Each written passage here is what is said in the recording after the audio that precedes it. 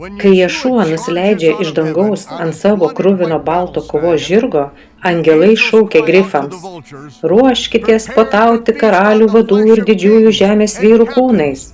Kitą dieną naujausios pasaulio tvarkos architektai tėra tik paukščių išmatos ant žemės veido, o Ješua sėdi savo soste Jeruzalės mieste. Kai Ješua atėjo pirmą kartą, jis atėjo atnešti savo susiskaldimo kalavijo, kad atskirtų Dievo vaikus nuo pasaulio vaikų. Kitą kartą, kai jis ateis, jis atneš taiką žemėje ir naudos geležinę lazdą tai taikai tvirtinti. Tikėkite ar ne, karalius sugrįžta.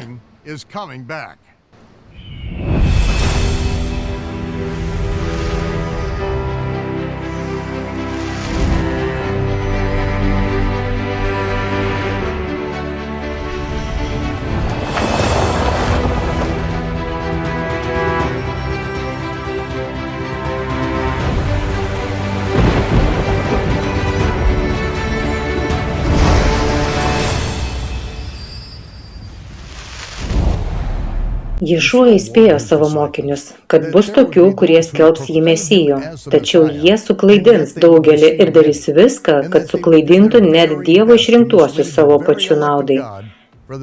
Jis perspėjo savo mokinius, kad šie mokytų kitus paklusti jo nurodymams. Jis įspėjo juos, kad paskutinėmis dienomis netikri pranašai paspęs pastus jo sekėjų kelyje, ir jei jie nepaisys jo įspėjimo, jie pasipiktins, ims vieni kitų nekęsti ir galiausiai išduos vieni kitus mirčiai. Kai įvyks sunaikinimo bjaurastis, Ješua perspėjo tuos, kurie tebėra Jeruzalėje, nedelsiant išvykti. Negrįžkite iš lauko pasiimti palto ranklodės, neturite nė sekundės laiko. Melskitės, kad tai neįvyktų per šabatą, tada visas viešasis transportas būna sustabdytas. Melskitės, kad tai nebūtų žiemą, tada laukia šalta. Naikinimo bjaurastis pradės didįjį suspaudimą, kokio žmonija nebuvo patyrusi per visą savo istoriją. Manipuliacinė propaganda daugumai supainios tikrovę.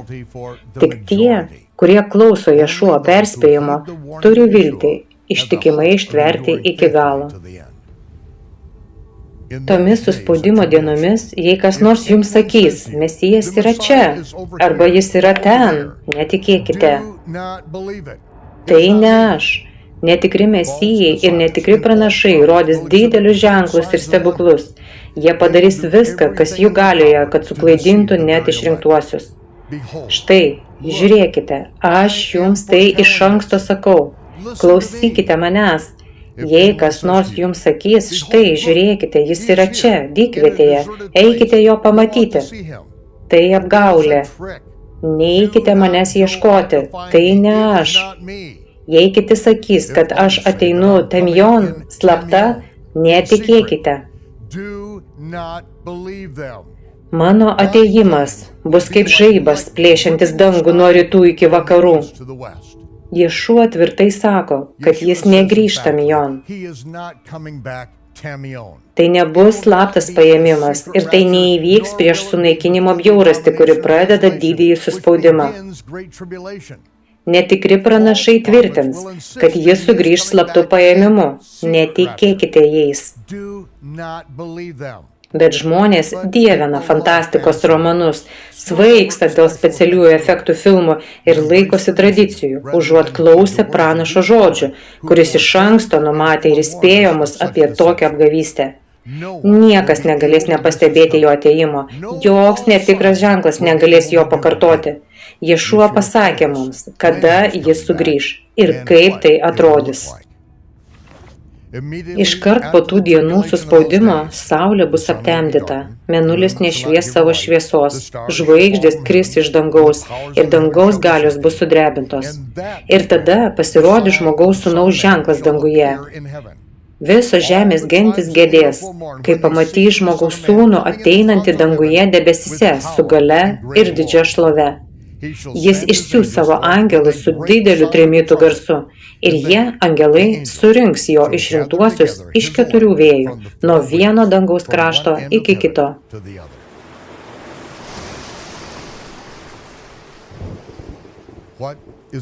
Koks yra šio parūsyje jo atėjimo ženklas? Dangus plyšta nuo dieviškų žaibų siekiančių, kiek akis užmato ir dar toliau. Jis siunčia savo šlovingus angelus į teisiųjų mirusiųjų kapus 4 pasaulio kampuose. Mirusieji prisikelia su nesunaikinamais kūnais, gyvieji yra pakeisti. Mirtingieji apsirengia nemirtingais kūnais. Tai akimirka, kai mes tiesioginė prasme gimstame iš naujo. Gimstame kūnų, galinčių paveldėti dangaus karalystę, nes kūnas ir kraujas negali priartėti prie visagalio. Kaip Šaulis Paulius sakė, yra žemiškas kūnas ir yra dangiškas kūnas, kuris nebėra kūnas ir kraujas, bet amžinas kūnas. Pakeitimas iš žemiško kūno į dangišką kūną įvyks akimirksniu. Kada įvyks pakeitimas? Paskutinio trimito metu. Tų dienų suspaudimas prasidės nuo sunaikinimo bjaurasties ir nuodėmės žmogaus pražūties sūnaus atskleidimo. Ješua sugrįžta gerokai po to, kai saulė, mėnulis ir žvaigždės bus aptemdyti po karo, kuris nuveš žmoniją ant sunaikinimo ribos. Jis mus perspėjo prieš 2000 metų, kad netikri pranašai, tie, kurie apsimeta kalbantis jo vardu, mokys, jog jis sugrįž slapta, tamjon, paslėptai, nepastebimai, be jokio matomo pranašiško ženklo prieš savo atėjimą. Ješua sakė, klausykite manęs, netikėkite jais. Jie arba buvo apgauti, arba tyčia meluoja. Nebus jokio slapto paėmimo prieš suspaudimą. Jie jūs ruošia didžiausiam nusivylimui, kokį tik galite įsivaizduoti. Būsite įžeisti, nes manėte, kad jis sugrįž prieš sunaikinimo bjaurastį ir prieš didįjį bei šlovingąjį derlių. O kai jis to nepadarys, nes jis nepadarys, jūs vieni kitų neapkęsite ir išduosite mirčiai. Nepasiduokite sisteminės teologijos melui, kuri parenka eilutę čia, eilutę ten, posakį čia, posakį ten ir surenka skanų religinį bufetą, kuris nuodija ir naikina. Ješua tiesioginės instrukcijos jo mokiniams apie pasaulio pabaigą ir apgaulę, kuri bus skleidžiama jo vardu, paruošė sceną 6. trimitui, kuris yra antrasis vargas žemės gyventojams.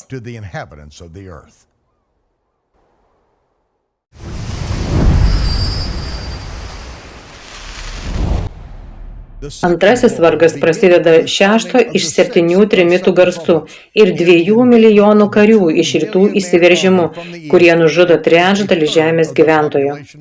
Tada Ješua įpareigoja kitą savo angelą pranešti tikrai blogas naujienas. Apreiškimo 10:1. Tada pamačiau kitą galingą angelą, nusileidžiant iš dangaus, apsigaubusi debesimi, o virš galvos vaivorykštė. Jo veidas švietė kaip saulė, jo kojos buvo kaip ugnies stulpai. Jis rankoje laikė atvertą mažą pergamentą ir jis padėjo dešinę koją ant jūros, o kairę ant žemės. Jis šaukė dideliu balsu, kuris skambėjo kaip riaumojantis liūtas. Kai jis šaukė, 7 griaustiniai prabilo savo balsais. 7 griaustiniams prabilus ruošiausi rašyti, bet išgirdau balsą iš dangaus. Sustok, užantspauduok tuos dalykus, kuriuos ištarė 7 griaustiniai. Nerašyk jų. Ješua nurodymas Johanenui Jonui buvo užrašyti viską, ką jis ką tik matė. Užrašyti tai, kas yra dabar ir tai, kas bus vėliau. Jonas tik vykdė nurodymus. Tačiau, kai jis pradėjo rašyti mažojo pergamento turinį, Ješua balsas sugriaudėjo iš dangaus. Sustok, nerašyk. Jis nenori, kad jo tarnai sužinotų dalykus, kurie išsamei pateikti mažajame pergamente. Bet kodėl? Angelas, kurį mačiau stovintį ant jūros ir ant žemės, pakėlė ranką į dangų ir prisiekė tuo, kuris gyvena per amžių amžius, kuris sukūrė dangų ir visa, kas jame yra, žemė ir visa, kas joje yra, jūra ir visa, kas joje yra. Laiko daugiau nebebus. Ta diena, kai 7. angelas ims trimituoti, bus įvykdyta Dievo paslaptis, kaip jis paskelbė savo tarnams pranašams.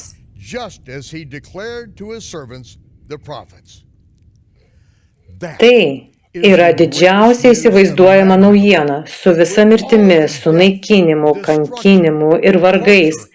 Tai pareiškimas, kad mes beveik namie. Ta akimirka, kai 7. angelas pradeda pūsti, skausmas ir sunkumų įtampa iš karto palengvėjo.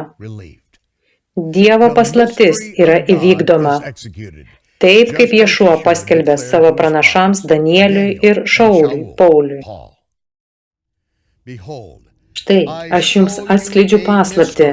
Mes ne visi užmigsime, ne visi būsime mirę, bet mes visi būsime pakeisti akimirksniu, vieną akimirką, skambant paskutiniam trimitui. Trimitas suskambės ir mirusieji bus prikelti negendantys, o mes būsime pakeisti. Taip, tai yra pergalė prieš mirtį. Tai yra amžinojo gyvenimo pažadas. Bet Ješua davė savo pranašui Šauliui dar daugiau apreiškimo apie šią paslaptį ir jis tada pasidalijo tuo su šventaisiais Tesalonikoje. Ir tai jums sakome Viešpaties žodžiu, jog mes, gyvieji, išlikusieji iki Viešpaties atėjimo, nepralenksime mirusiųjų. Nes pats Viešpats nužengs iš dangaus, nuskambėjus paliepimui, arkangelo balsui ir Dievo trimitui, ir mirusieji Mesijuje prisikels pirmieji. Tada mes, gyvieji, išlikusieji, kartu su jais būsime pagauti, harpeidzo graikiškai, raptūra lotiniškai, į debesis susitikti su Viešpačiu ore ir taip visuomet pasiliksime su Viešpačiu. Todėl guoskite vieni kitus šiais žodžiais. Taip, tai yra Dievo paslapties įvykdymas ir jo laikas. Mirusieji yra prikelti pirmiausia ir jiems duotas negendantis kūnas, kad pakeisti gendantį suirusi kūną. Gyvieji tada bus aprengti nemirtingu kūnu. Tai yra tai, ką Ješua pasakė Šauliui.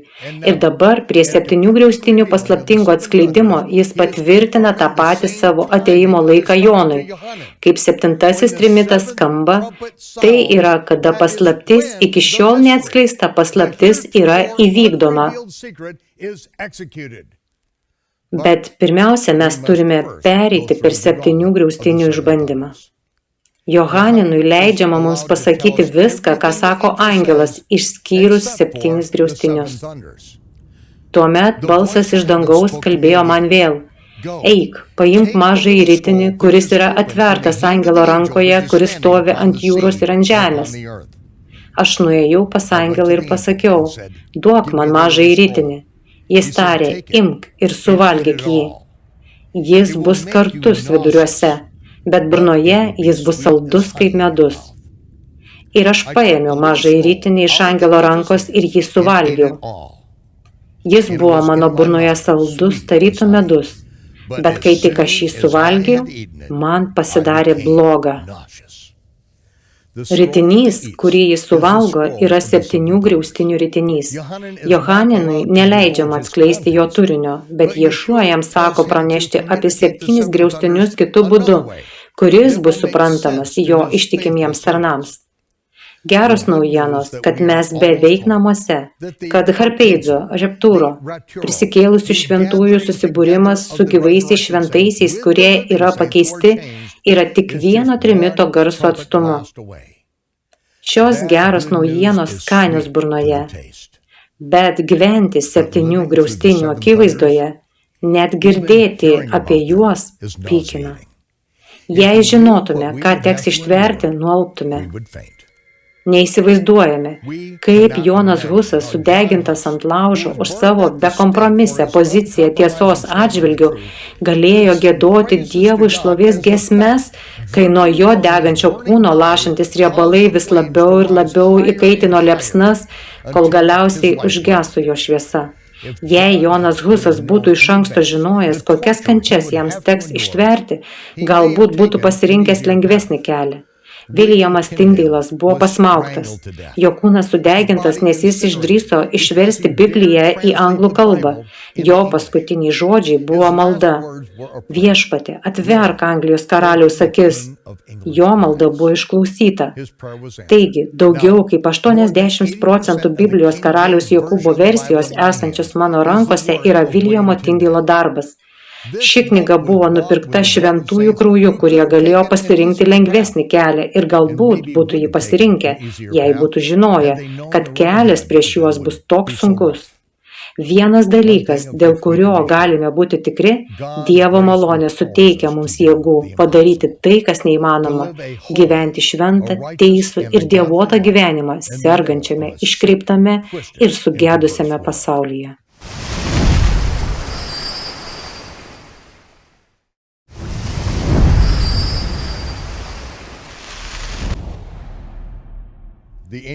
Angelas sušuko, delsimo daugiau nebebus. Ta diena, kai 7 angelas sutrimituos, vos jam pradėjus trimituoti, Dievo paslaptis bus įvykdyta, kaip jis paskelbė savo tarnams pranašams. Danielius buvo kitas pranašas, kuris matė 7 griaustinių laikotarpį.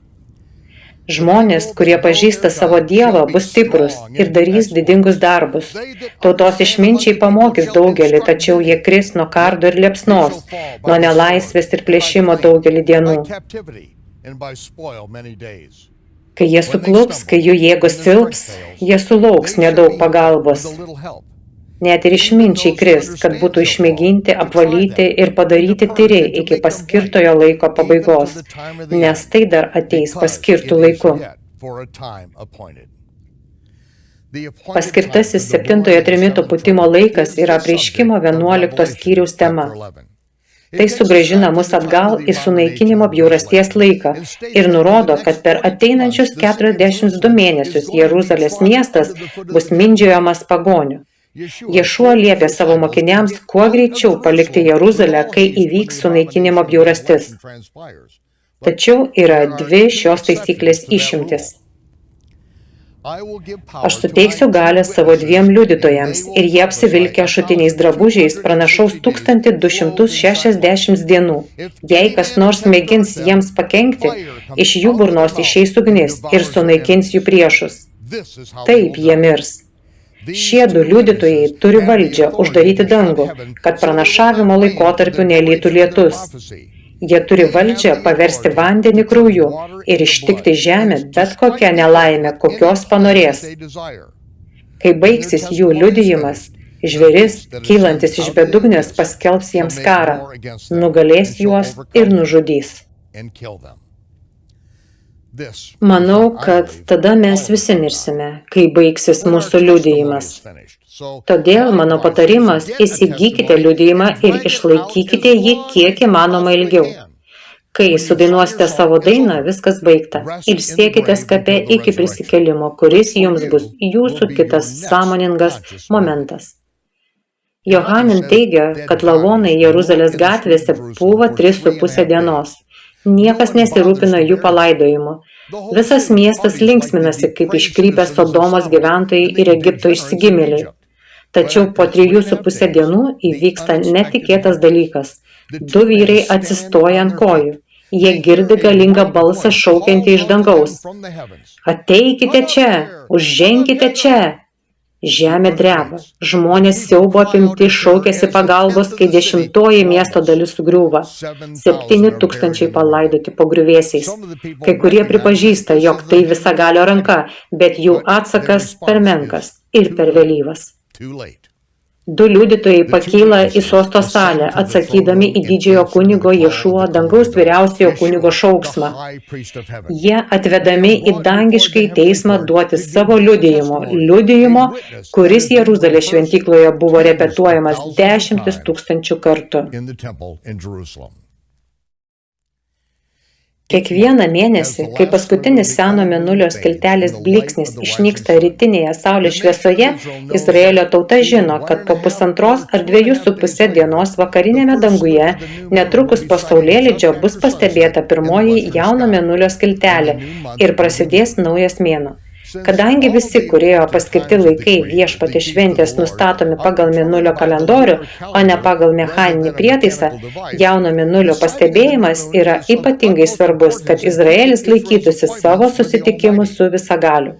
Protokolas nustatantis naujo mėnesio pradžią buvo kiekvieno mėnesio šventyklos apeigų dalis. Tikėtinu laiku, netrukus po saulėlydžio, izraelitai stebėdavo vakarinį dangų, ieškodami pirmos jauno mėnulio skiltelės.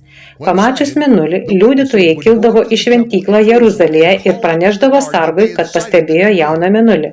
Sargybinis patvirtindavo, kad dalyvauja bent 2 liudytojai, o tada praneždavo vyriausiajam kunigui. Šventyklos sargas atidarydavo vartus. Vyriausiasis kunigas šaukdavo liudytojams tuos pačius žodžius, kuriuos Visagalis šaukė Mozei, stovinčiam Sinajaus kalno papėdėje. Užženk čia, ateik čia.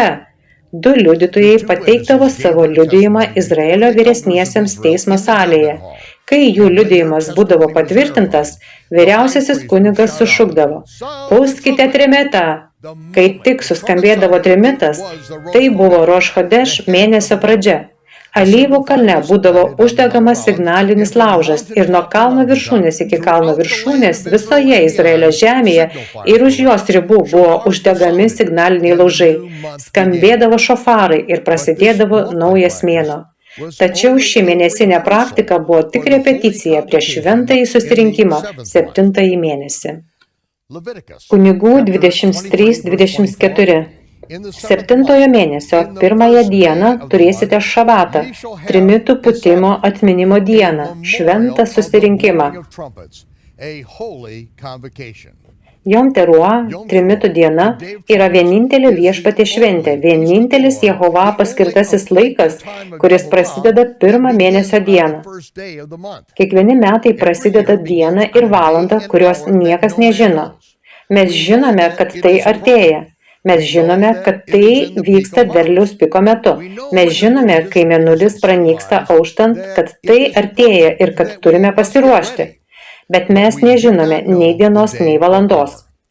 Turime įsiskalti drabužius ir atidėti juos iki trimito garso.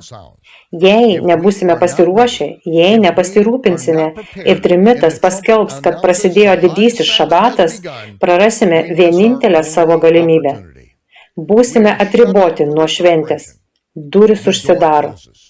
Kyla verksmas, aimanos ir didelis apgailestavimas. Kai per Jom Teruah suskamba trimitas, moteris, malančios prie girnų, tuojau pat palieka savo darbą. Vyrai, kurie yra laukuose derliaus nuėmime, palieka savo darbus ir grįžta namo apsirengti baltus drabužius, paruoštus iš anksto.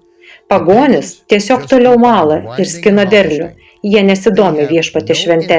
2 liudytojai yra pašaukiami vyriausiojo kunigo į sosto kambarį, kad liudytų apie pirmos jauno mėnulio skiltelės pastebėjimą.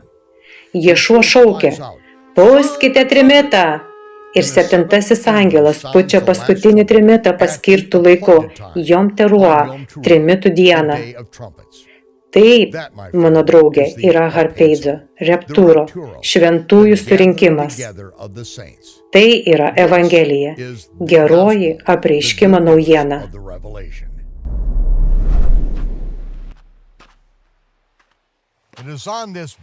Būtent šioje niūrioje ir apleistoje Patmos saloje Jonas gavo apreiškimą apie Ješuą kaip Mesiją, visagalį teisėją, kuris valdys žemę su absoliučia galia ir autoritetu. Nors šio pasaulio valdovai susimoko prieš Jehovą ir prieš Mesiją, visagalis juos išjuoks, kai jų pasaulinės valdžios planai sudegs jų pačių akise. Pakalikų, kurie nusilenkė prie šėtono kojų dėl savo ramybės naujojo pasaulio tvarkoje viltį, sudušė uolą, kai Ješua sunaikins tuos, kurie mėgina sunaikinti Izraelį ir panaikinti amžinąją sandorą, kurią Dievas sudarė su savo tauta. Taip, visa žemė nuo Eufrato iki Nilo priklauso Izraelio sūnums. Kiekviena tauta, kuri priešinasi tai sandorai, ras save mūšio lauke prieš visagalį. Aš esu Maiklas Rūt. Linkiu jums šalom, taikos. Pasimatysime ant ugnies ir stiklo jūros, kai dūmai išsisklaidys.